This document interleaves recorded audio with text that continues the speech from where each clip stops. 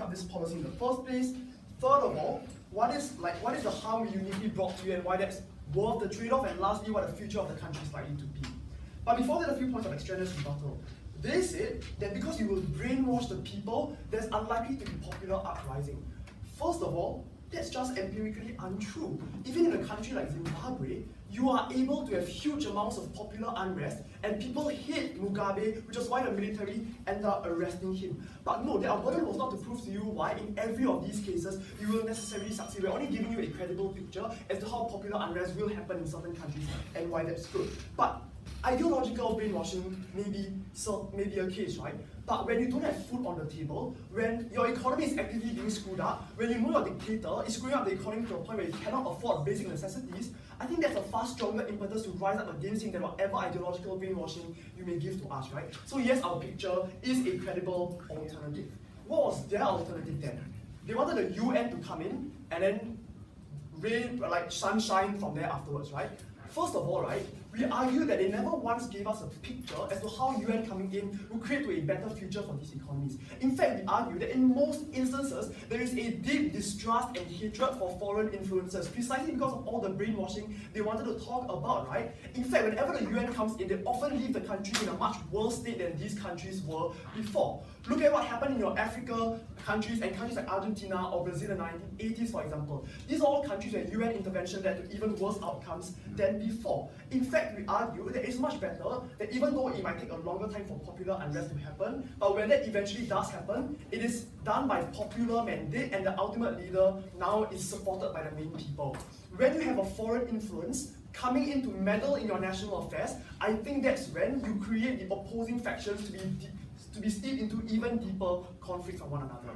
Look, we accept that there are already going to be opposing factions, but when you come in, you cannot just prop fiat that amnesty means I'll be able to democratize everything, create free and fair elections. Fiat doesn't work that way. They actually need to prove why these elections are going to happen smoothly and why people will actually support these things. So no, the alternative is worse.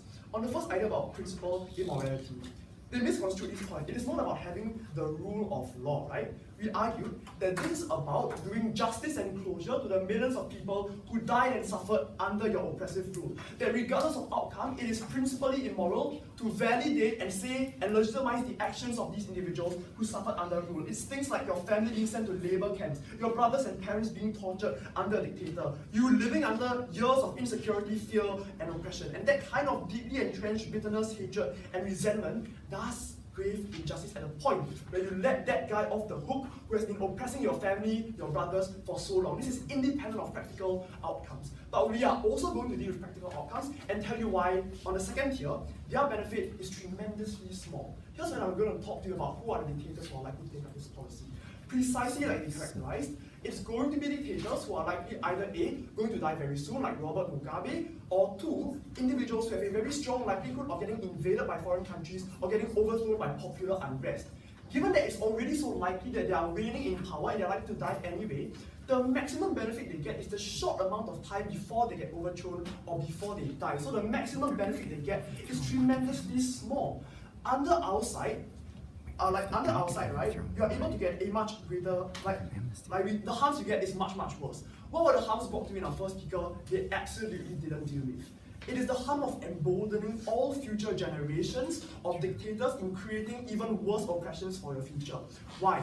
Because now under this policy, your dictator will think that I have no consequences at all regardless of what I do. All I need to do is to concentrate power into my own hands, and when I view that my power might decline, or when I feel I'm about to be overthrown, I'll just faster go and take up this policy. What that means, right, is that for self-serving dictators, you will do all the oppression you want in order to consolidate your power, and then when you see that you're about to die or you're about to be overthrown, take up this policy. That means that the extent of harm you do now in emboldening all future generations of dictators to create even stronger oppressions in their people outweigh the short-term benefits they get in people not dying. But look, they wanted to say, in their best case scenario, that the benefit they get is very long-term, because once that dictator steps down, you're able to transition to democracy, and then you will no longer have all the harms of dictatorship. Here's when, on my last point of contention, I'm going to show you why that alternative is not a likely one. On the first case, right, we already told you that normally it is possible for people to overthrow certain democracies. That it's empirically untrue that people are brainwashed and therefore they don't hate their dictator. We argue that oftentimes it happens when there is popular unrest and you put a new dictator in power. For example, in Zimbabwe, the new president now is Mnangagwa, who has actually much more popular support from the people. We argue that there is a much more stable future for the country. So yes, you might have to wait for a person to die, that might take longer and the harms might be a bit more, but at least you have a more stable future. Under their side, when you have a foreign influence coming in, you further divide the division that already exists in the country, and you steep that country into years of future civil strife and violence, and I think that's a much worse alternative. On the last idea, which is the substantive about one-man rule. So they say once you grant amnesty, it's very effective because it's a one-man rule and a one-man cult and a personality. So once you get rid of him, presumably all the benefits now come true. That is just not true, right? A few reasons for this. First of all, we already told you in first speaker that most dictators want to leave a legacy. So that means I'm likely to groom a successor in my own image and allow that person to take over once they grant you amnesty.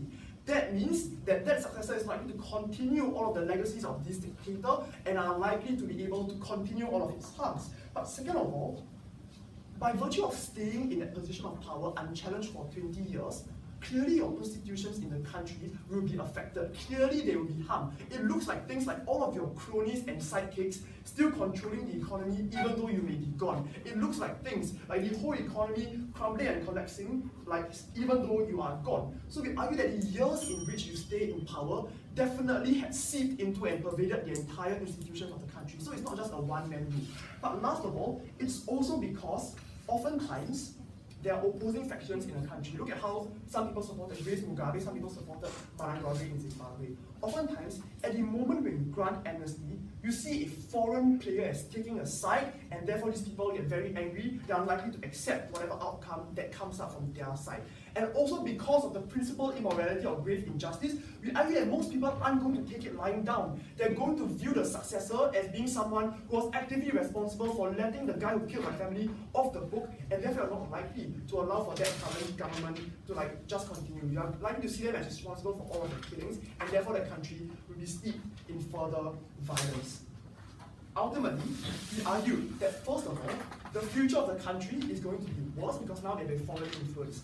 Our alternative is a much more stable future, even though it may take a longer time.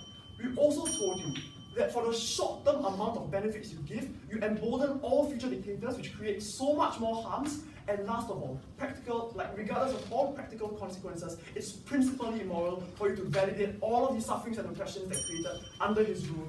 We are very happy to do.